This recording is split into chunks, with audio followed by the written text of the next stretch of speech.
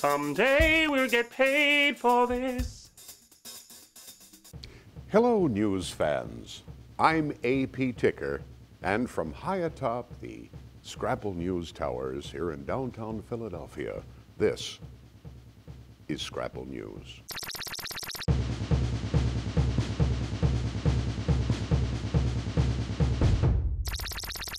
But when Tashada saw girls engaging in a pre-fight ritual, fitting scarves to their heads and smearing Vaseline on their faces to keep hair from getting pulled out and faces from scarring, Tashada was sure they were coming for her. Folks, the Philadelphia Inquirer has an amazing 7-part story up on its website about how out of control the Philadelphia school system is, how they've become battle zones where brutality, violence, routine criminality, and thuggery against both teachers and students alike have become the norm. And they came in, and one female asked me questions, and she asked me questions, and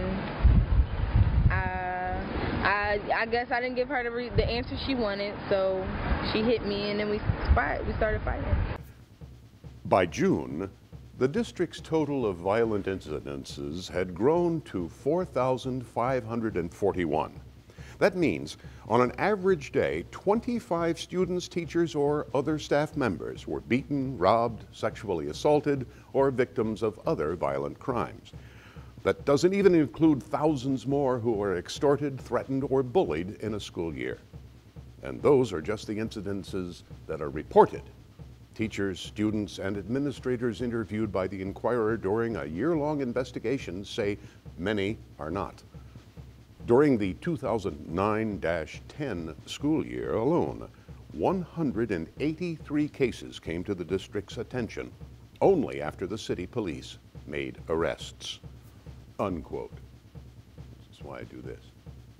Meanwhile, School Superintendent Arlene Ackerman, who presides over this Lord of the Flies reenactment we call a school system, seems unable or unwilling to put a stop to it.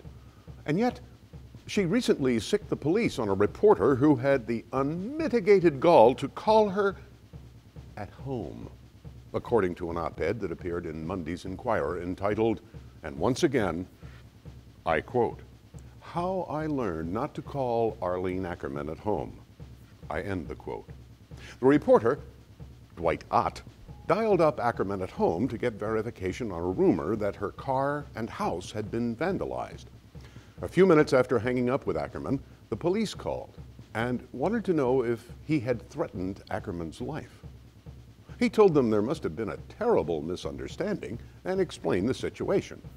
The next day, 2 plainclothes officers from the Philadelphia Police Department came to his house in South Jersey and interviewed him about the incident for the better part of an hour. They even asked to check his computer's hard drive, all because a reporter called the superintendent of Philadelphia school system to ask a question. There's nothing special about Arlene Ackerman other than the fact that I see hope in the future and I see hope in the present. I look at these young people and I know they can be anything that they want to be. That sounds more like a monarch than a public employee. In another time, it would have been, "Off with his head!" It was Shakespearean. And isn't it interesting that Ackerman lashed out at this reporter because she felt he had violated the sanctity of her private space, and yet she presides over a school system where no student or teacher is guaranteed a personal space. That at any given moment, a thug or a pack of thugs, some male, some female, could get in their face and beat, rob, or rape them. As happens an average of 25 times every day, 4,541 times a year in the Philadelphia school system. Something is wrong here. Very wrong. Now, a superintendent of schools can't be expected to get every student into Harvard, or even get 100% of them to graduate.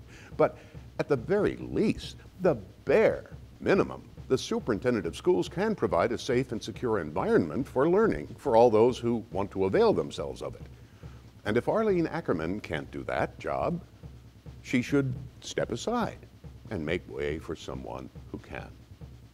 I'm AP Ticker, and I'm sick of this shit. How did you allow them to walk around the halls as long as you did and not say anything? I was afraid because I didn't know what the heck happened to my kid. I didn't know if they cut her up in her face or if I knew that they pulled all her hair out. I was expecting the scratches and the bruises, but I didn't know if they cut her because that's the things that they do, you know.